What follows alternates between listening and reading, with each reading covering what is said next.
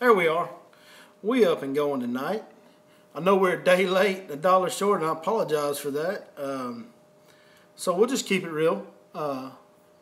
Your boy crashed last night when I got off the water. As soon as I got here, I was done for. Slept for about 10 hours, which is the first time that's happened. I can't even remember. So good for me. I'm rested and energized for you guys tonight. So the live stream might get out of control. Y'all let me know if I'm getting a little too hype. I'll try and scale it back for you because I got a lot of sleep last night. I had about 45 minutes before we were going to start the live stream when I got in, and I crashed out and didn't wake up till this morning. So I'm feeling good today, Jack. Let's get the comments open. Buzzy Gruen, there he is. It's a Friday night, so hopefully we get most of y'all in here. I know, like I said, we're a day late from what we normally do on our schedule, and I apologize greatly for that. But we're going to knock it out tonight, get you guys fixed up. You're just going to have to tie your baits on late tonight. I apologize. You're going to have to do some last minute changes if we can sway your mind this evening. Trying to get my feed up and running here, make sure that I'm seeing what you guys are seeing and that everything is good. Let a few more folks get in here. Frisco in the house. I am here. Texas Thunderstorm watching. All that's right. We might get a little bit of Wi-Fi breakupage because we got a lot of storms tonight. I apologize. Patrick Stack? What are you doing on YouTube, Pat Stack? It's good to see you, my brother. My brother. Y'all seen old Patty Stack from, oh, he doesn't like it when I call him that, so we're definitely going to keep calling him that. But y'all seen him on some videos, my boy Stack. Did we catch any last weekend? You know what, man, this time of year for me, it all kind of runs together. But fishing has been very, very good most days. We've had a few exceptions. We've had a few bad days here and there scattered throughout. But, I mean, I can definitely in the last couple months count the bad days on one hand. It's been really good most days. I should film a bow fishing video. Man, I'm not into that. I'm not going to eat a gar, and I ain't going to eat a carp, and I ain't going to kill nothing that I'm not going to eat. So, I mean, I can appreciate that you would like to see that. That's just my deal. I'm not going to eat anything, or I'm not going to kill anything that I'm not going to eat, and so I'm kind of out on the bow fishing. I do like shooting stuff, but I don't want to kill any living being. Now, I may do a shooting video. Would you guys like to see me do a shooting video where I go target shooting or something like that and see if them old Marine Corps skills still come in handy? I was an expert marksman in the Marine Corps. I'm just saying, your boy can shoot a little bit. So if y'all want to see that, I'd be happy to do one of those for you. T-Lo, what's up, T-Lo? Brett, Ren, Trent, Adams, Jake Smith says yes, he wants a shooting video. We can definitely do that. I will have to arrange that. It may have to be once I get kind of past the busy time of fishing season, but I will do my best to do a shooting video for you guys.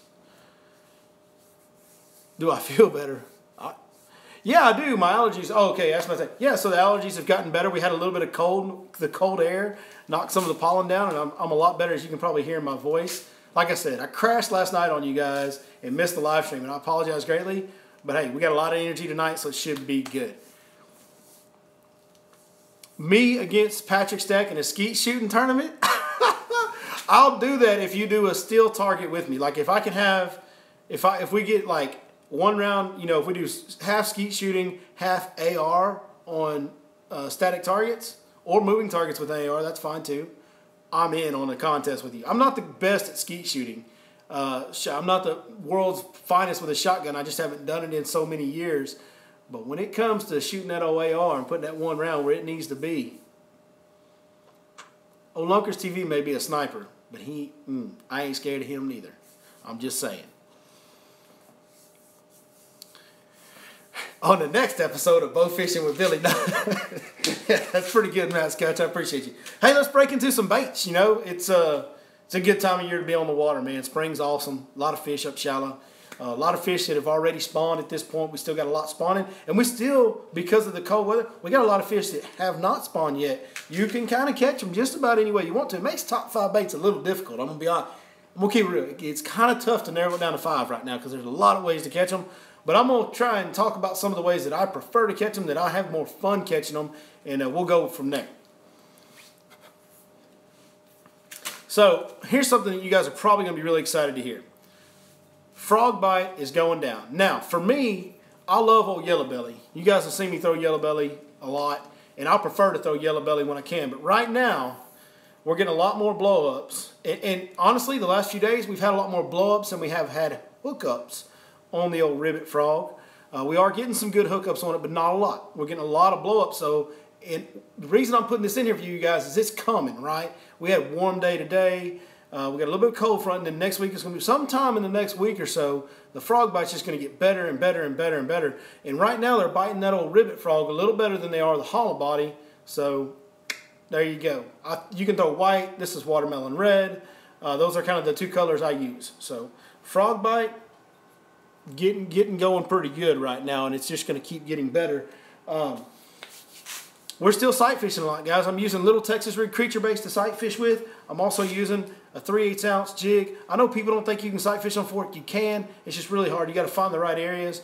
What I like to do a lot, I'm actually going to hear in the next week or two. I've shot a Guides Network video that's going to be coming up sometime in the next 2 weeks on how I sight fish for fish that I can't see. What you can do is you can actually get right up on top of where they should be spawning. Go ahead and kick that mud up with your trolling motor because the water's muddy already, and make those fish move.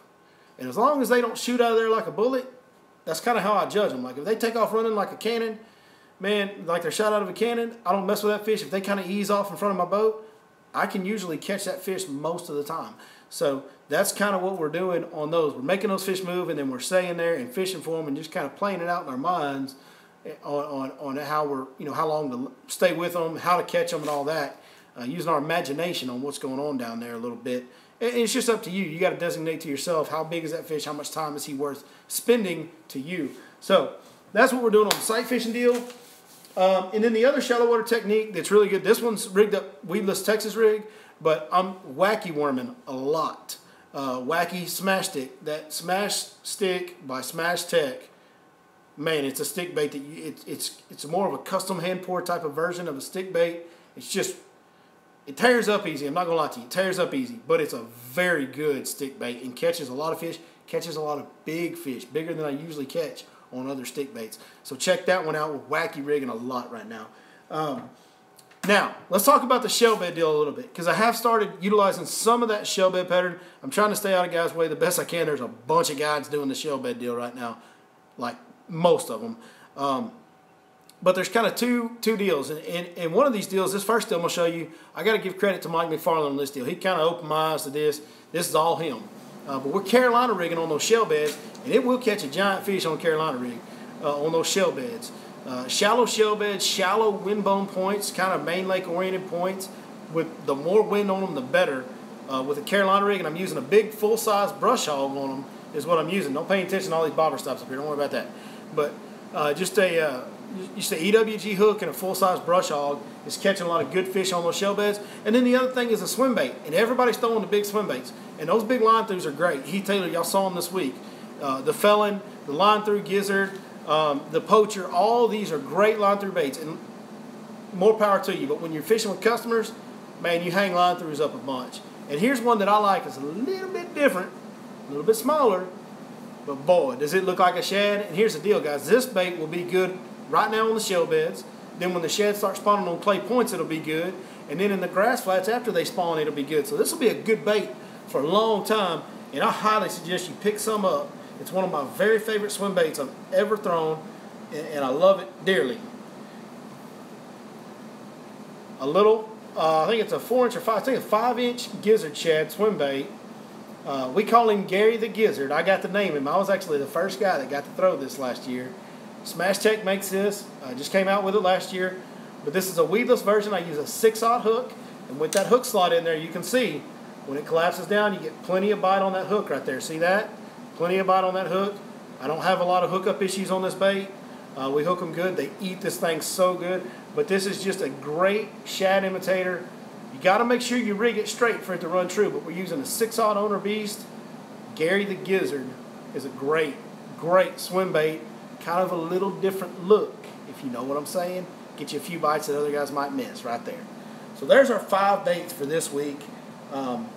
Like I said, guys, there is a lot of ways to catch fish right now. I mean, a bunch. You can throw topwater walking baits. You can throw chatter baits. You can throw swim jigs. There's a ton. It doesn't stop there. There's a bunch of ways to catch a fish right now. Brett Wren said, okay, so Brett Wren chimed in and says, I can testify. He's talking about Gary Gizzard. Brett Wren took a guide trip with me last year when that thing had first come out. I don't know if it had even been released yet, but I had just had them in my hands, and we caught, I think it was early June or something like that when we went out, and we probably caught, I don't know how many fish we caught. It was a bunch, and we had like 30 pounds on it. Man, I love that little swim bait. It's so awesome. So check out SmashTechBaits.com. Any weight? Well, you know what? I think it's a 1/4 ounce. So somebody asked, is there a weight for Gary Gizzard? Yeah, I do have weight. It's the 6-aught Owner Beast belly weighted hook. Now I believe it's a 1/4 ounce, but either way, it only comes in one size. When you buy the 6-aught, they just have the one weight size on there. But there is a belly weight, keel weighted hook on there. It's a 6-aught Owner Beast. And like I said, I believe it's a 1/4 ounce. What color is Gary? This one is called Chartreuse Shad. This one's been around a little bit. It's been, if you look real close, there's some teeth marks on the head and such like that. This one's, so the chartreuse is faded. This one's called Chartreuse Shad. It's just a shad color, and it's got a little chartreuse stripe down it. It's kind of faded at this point. Maybe it shows up better on that side. Hopefully y'all can see that. But that one's Chartreuse Shad. That's my favorite color. But really, honestly, any of them shad colors he makes it in are good. I don't know if he makes it in a brim color or not on his website. I'll have to look and see. Don't think that he does.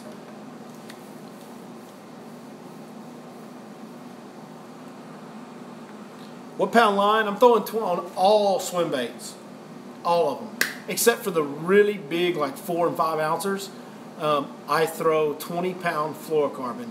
On the big hard baits that are, 3, 4, 5 ounces, I step it up. I actually change over and go to mono and go 25-pound mono is what I prefer to throw on those. And I like that stretch to act like a shock absorber from casting that thing all day. Kind of a little bit easier on your knot stress when you're casting a big 4-ounce bait.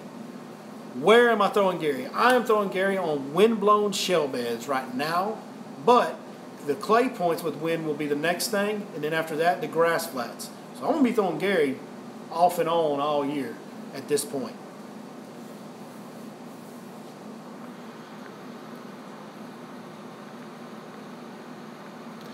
Is it worth making bass jigs? I'm 15 and on a pretty tight budget. Would it be worth the money for all the equipment? Let me tell you something about any kind of bait making, guys. Any kind of bait making. You cannot sell enough of them to really make enough money to justify it unless you're going to go into some form of mass production.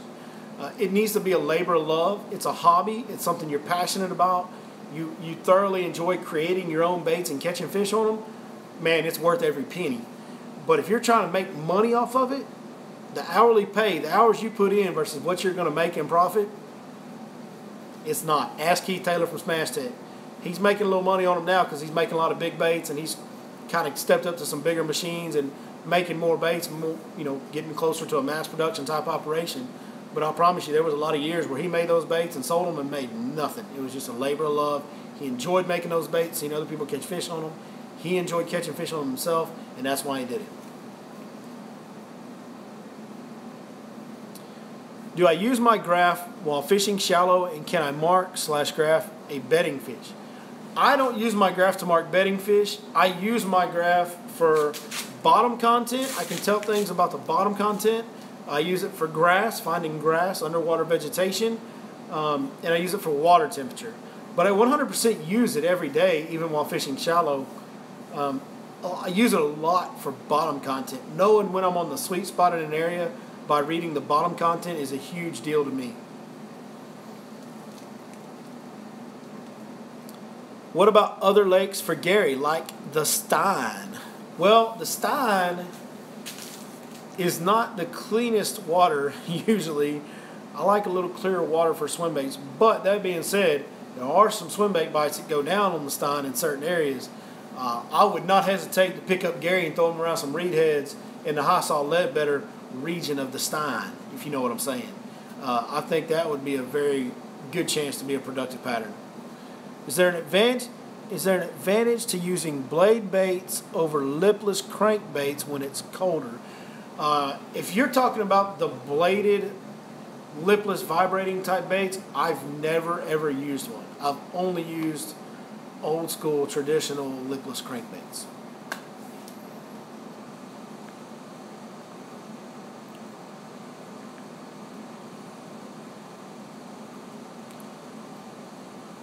How about that square bill on shell beds? Pat Stack's talking about the square bill. Square bill on shell beds is a big deal for me. It's more of a when the shad start spawning. Right now the shad aren't actually spawning on the shell beds from what I can tell. It's almost like the pre-spawn of the shad spawns, what's going on.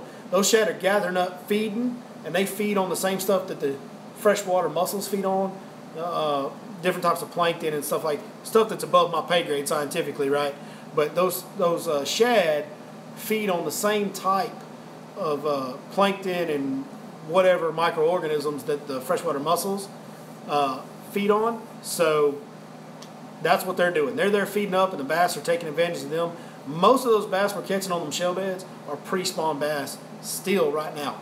We got a few post-spawners starting to show up, and most of them are pre-spawn. Who cut my hair? Man, the haircutting place cut that little boy. We got all cleaned up. What are you talking about, huh? Son, we're looking good around here. Boy, you don't know. What's my favorite type of fishing when fish aren't fishing? What?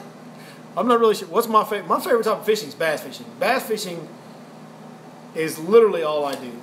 As far as other types of fishing that I've done a little inshore saltwater fishing in my day. Done some red fishing, some speck trout fishing. I've thoroughly enjoyed that. Probably because it's just like bass fishing on the redfish side of it.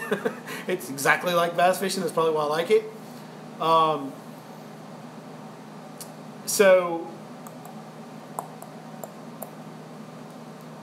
Dang, lost my train of thought there because I was reading something. That's what I do. I don't multitask very well. Other fishing. I've done a lot of crappie fishing in my history. Not a lot. I've done a little crappie fishing in my history, but it has been years. Man, it has been years. I really bass fish. I love bass fishing so much that when I have a day off, which is never anymore, but even before I started guiding, when I just fished for fun, whether I was getting ready for a tournament or not, all I did was bass fish. I didn't catfish, I didn't sand bass fish, I don't crappie fish, I just bass fish. I am obsessed with this one thing called bass fishing.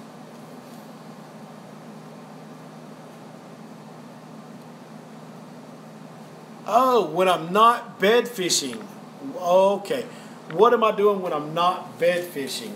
The shell bed deal is the best deal right now to catch big ones. But, I mean, kind of what we talked about tonight, guys. The frog fishing's getting there. It's coming around, getting better. We're getting bites on it every day now. And the weightless plastics are always good, especially that smash stick. I preach it all the time, but I love the smash stick. It is such a good bait. Like the wacky rig it, weedless rig it. Right now we've been doing wacky more than anything else.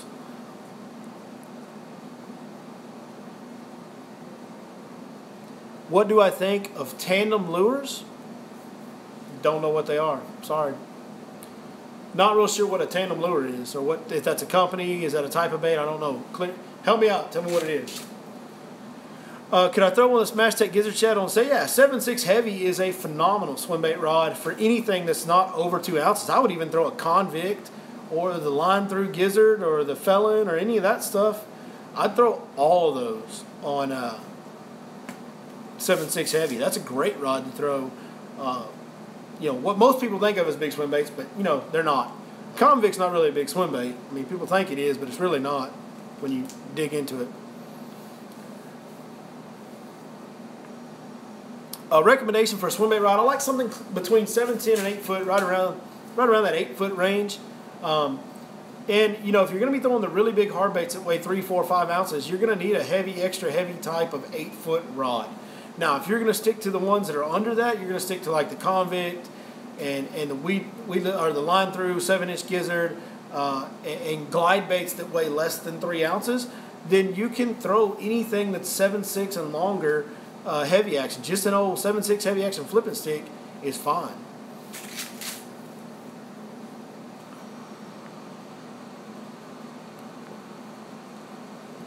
Are there any shell beds on the guide in the graph? So I put, I think I put 2 of the shell beds on there. So here's the deal on the guide in the graph.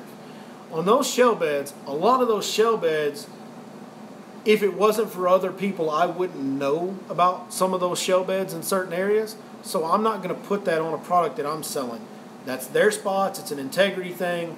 I can't, in my mind, sell that to a consumer when it's not really my information. I wouldn't know about it if it wasn't for those guys, and so I can't sell their stuff.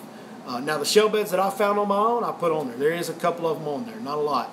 There will be more, and they're deeper shell beds on the May and June version. There will be more of them. And because a lot of those deeper ones I found on my own.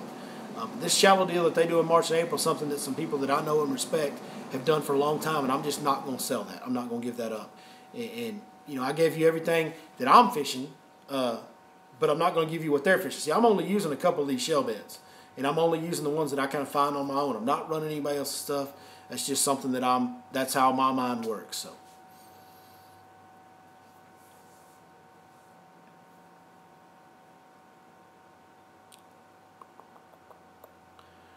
Do I agree with not using a leader on fork? Man, I don't use a leader on anything.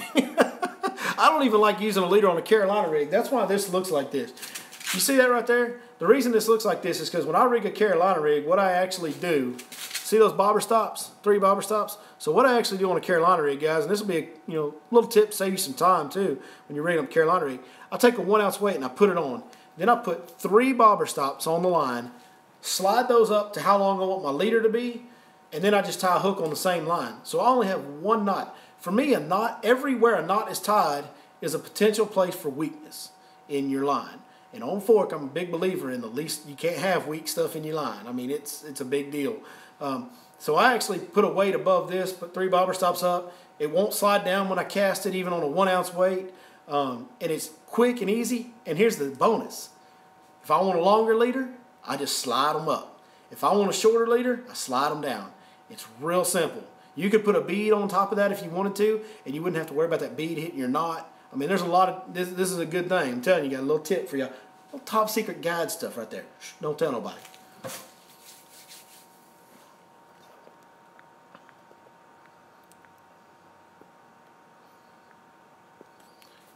Will you throw Gary the Gizzard in dirty water? I prefer to look for cleaner water with all swim baits. Now, there is a time and place to throw that joker, big white, which he actually has red eyes, this big white convict, there's a time and place to throw that in dirty water, absolutely. But that Gary the Gizzard, I do look for cleaner water. I mean, it doesn't have to be real clean, but it needs to be cleaner than what, anything north of 2946 is right now. We'll just say that. Besides swim baits, what's the best way to catch big fish in the summer? Swim baits are a tool that I use to catch big fish in the summer, especially around deeper grass and stuff like that. Arguably, the very best way to catch a giant in the summertime is a football jig. I actually use the 3/4 ounce hybrid jig from 6 cents. That big 3/4 ounce hybrid jig is great because it rocks. The bottom is beveled like a football jig, and so when it comes across that dirt, it rocks like a football jig does, but it's a more weedless head design, a triangular head design that'll keep you from getting hung up as much in those shell beds and in those trees. It'll come through them better, so you'll fish more efficiently. So 3/4 ounce hybrid jig with a full smash crawl on there. I don't trim the skirt or nothing. I don't trim the crawl. I want a big profile in the summertime. And this summer I'm going to have to show you a little trick I got. I got a little trick for catching some big ones on the jig out deep that I'm going to show you guys that I've never told anybody except a few people that have fished with me that way in the past. So that's coming up this summer. Y'all hold on for that.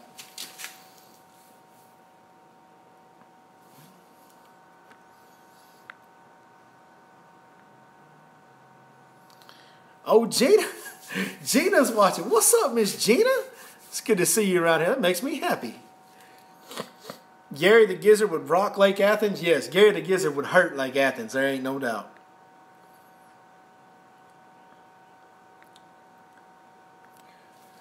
What's my go-to bait when the water's absolutely freezing? Well, about the coldest it gets. I've only seen it get into the 30s twice here. And one was this year, actually. And probably my go-to bait is jig and I downsize it, or chatterbait. Chatterbait gets bites. I don't care how cold it gets. It just chatterbait. I lean on chatterbait a lot, but it gets it done when it's cold. It really does. Now, if you got the water like down in the lower half of the 30s, I don't know. I don't live up there where it does that. So.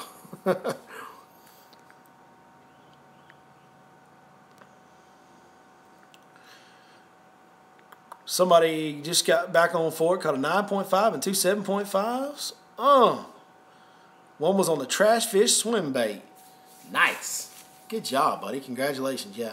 That's the other thing, guys. There is a ton of big swim baits that will get bites. Don't get caught up and you got to buy this swim bait, you got to buy that swim bait. They'll bite anything that's big and moving slow through the water column. I promise you. It can be any brand. They'll bite a lot of them. I like the Smash Tech ones because I love Heath Taylor. He's such a great dude, and I like supporting his product. And I know I'm going to get a swim bait that functions the way. I'm not going to waste money on Smash Tech. I know that for sure. There are some swim baits out there you can waste money on. But if you have a preferred one like the Trash Fish, that's a great swim bait. Throw it by all means. If you like the Big Yum Money Minnow Hollow Belly, throw them, man. They all will get. If you can keep it moving slow and shallow and it's a big profile, they will eat that swim bait on them shell beds. When they're in the mood, big swim baits are always a hero or zero deal, though. That's always part of that.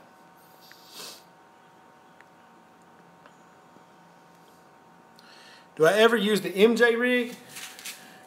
I actually know what you're talking about, and most people will think that's the Mojo rig, and I think you're talking about something else altogether. And yes, I do. And as soon as I ever get on that pattern again and do a video about it, we'll talk in depth. But I use the MJ rig.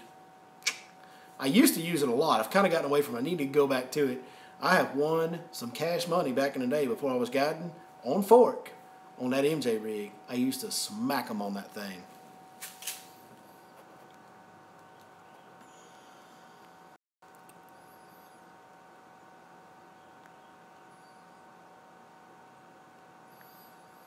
Best part of Texas for a bass fisherman to move to.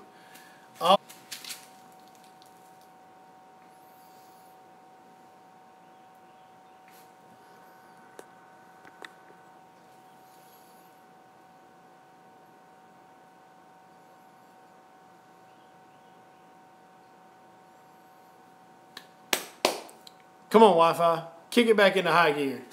Y'all let me know if I'm back. I think I'm back. I'm back. We've made it. Hey, look, them storms are coming, guys. These storms are coming. Somebody asked what's the best place for bass fishermen to move to in Texas. Real close to where I'm at. I'm in the Mecca. You've got Fork. You've got all the DFW lakes. You've got Athens. You've got Palestine. You've got all the Northeast Texas lakes, the power plant lakes, Welsh, Spring Branch. Used to be Monticello. Monticello is still a good fishery, even though it's not a power plant lake. Sandlin, Cypress. I mean, there's all these little lakes. Hallbrook, Quitman, Winsboro, shoot, there's a million of them, guys. There's so look on Google Maps, look at all the lakes, and there ain't a bad one. There ain't a bad one. I think right up here where I live, right around the Lake Fork area, is the hub. Man, we've got a lot of options up here. We're blessed. I think it's the best place for a bass fisherman to live in the country, in my personal opinion. I wouldn't want to live it anywhere else. Where should you go in Palestine? And what should you throw? You have a tournament the 21st. Well, you know, I like Flat Creek a lot. I like Flat Creek a lot. Probably Flat Creek and a frog and a swim jig, something like that. Got to run the kiddos around. Great job, bud. If you're not on the water tomorrow, call us. Good times going down. Yep. Hey, Patty Stack, I know what you're talking about, buddy. I am on the water tomorrow. Hey, I appreciate you joining us tonight, man. Go do what you got to do. It's good to talk to you through the old interweb there, buddy. Appreciate it.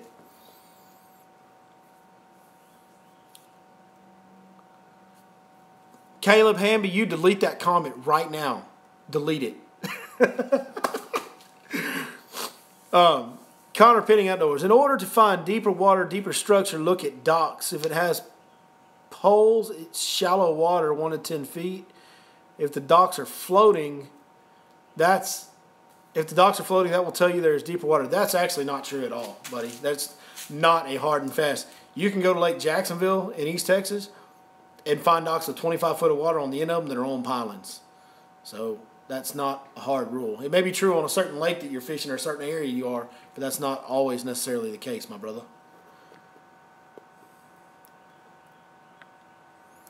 Can I ask Heath if he will carry more of the Owner Beast hook sizes? Other than the 10-aught for convict, like 6-aught and ones for hollow body? That's a great question, and I will certainly pass that on to Heath. Thank you very much, T-Lo.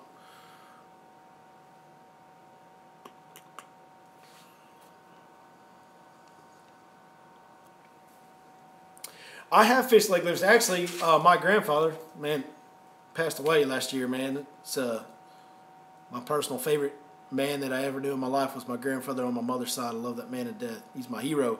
He actually had when I was a little kid, he had a lake house on Lake Livingston, and I used to fish it with him. He liked to do a little, say he was a meat hunter. He liked to go crappie fishing and sand bass fishing and cat fishing. And he did all that, and we did that a lot. But it was always funny because we'd go do that during the day, and he'd take my mom or whoever was in town, my aunts, cousins, all go out. He had big pontoon boats, what he had. And we'd go out and do that meat hunting fishing during the day. And then in the evenings, that last hour before dark, he loved me so much. He'd take me out there, and he'd be on the pontoon boat just driving it around. He'd drive it into a cove, and I'd go stand up there on that front deck. He'd turn that motor off, and I'd just drift around bass fishing. He used to take me bass fishing in the evening times when I was probably 7, 8, 9 years old. It was great. It was great. So, yes, I have fished Lake Livingston. Fond memories there. Specific brand of line I use. On fluorocarbon, I use Red Label. I thought I had a spool. Cigar Red Label is the brand of fluorocarbon I use. And then on mono, I just use Big Game. And I use Power Pro on braid.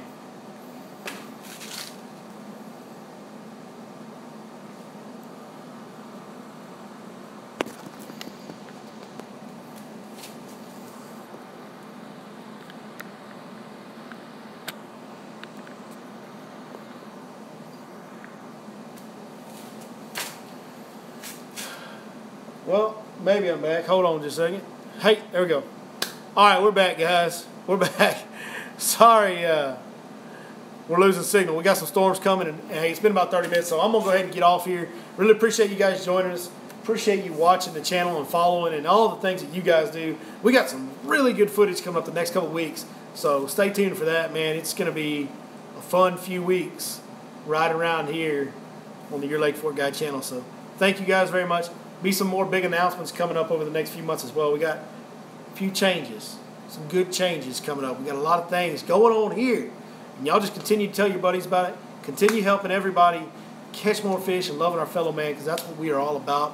We will continue to stay all about that. All right, we'll see you guys next time right here on Your Lake Fork Guide. J-Laugh, I see you, baby. We're going to have a good time on